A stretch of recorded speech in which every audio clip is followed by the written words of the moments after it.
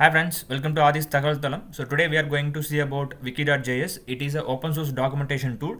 So here you can maintain the documentations for your organization, and it has authentication also and completely open source. Yeah, I have created the Docker Compose file for this wiki. So this is the Docker Compose file. It has DB and wiki. So DB has, I have given some username and password for that. DB name, username and password. Same was configured with wiki also. And I am maintaining the volume for our database. In your server, in the bar folder, you can maintain the data which you are creating, which you are putting inside the wiki will be stored as a backup. Okay. So this is my repository. From there you can clone this code to your local drive. So I have already cloned. You can use git clone and you paste the URL so that this code will be downloaded to your local drive. From there you can start deploying. So this is a readme file. In this I have given the command for starting a deployment. So where your Docker file is available, your Docker Compose file is up there, you need to be moved to that particular path and paste that Docker Compose of -d. So here it will start downloading the Postgres DB image and wiki.js image, and then it will start deploying. Already I have used so that it shows that it was done, but for you it will take some time. Okay, so now we can check whether it is running or not. So Docker PS, yes, both containers are running successfully, and in the port number 3000 it is deployed. We can go over there, localhost port number 3000. See, wiki is now up and running. You need to go for a small configuration.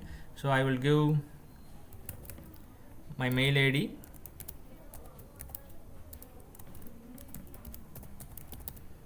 and password.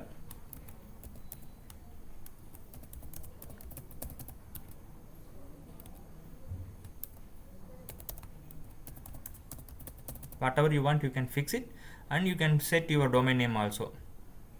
So I don't have domain name now. If you want, you can set your domain name.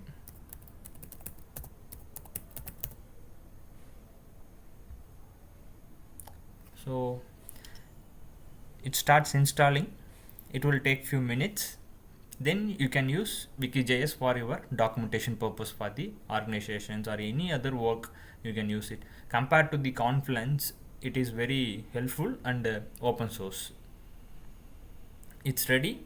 You need to be, as I said, it has authentication.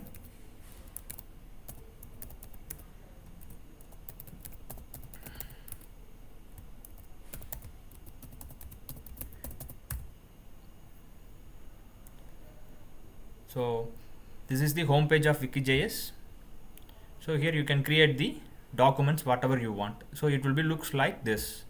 See, if you are seeing this, it was a very empty page, but if you start developing, you can develop like this.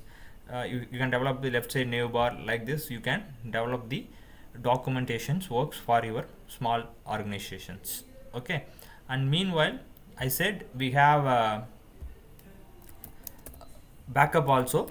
So because documentation is very important, so if you are losing that, means it will be very risk. So that I have given the backup for you. So there the data which has the every sorry, it doesn't have permission. We can view that. Now I don't give permission for that, so that it's saying permission deny, but your data will be backed over there. You don't want to worry about that. If container stopped also, your data will be retained as it is. Maybe okay. So if I'm creating any untitled page, so if I stop this container, maybe you people will aware of it. If I'm stopping this container and I'm deleting this Docker container, and if I'm restarting it, the data which was available in the DB will be retained and it will be shown to you. So it won't be deleted. Authentication, everything will be stored. Okay. So if you have any doubts, you can ask me in the comment section. Thanks for watching Adis Tagal Talam. See you in next video.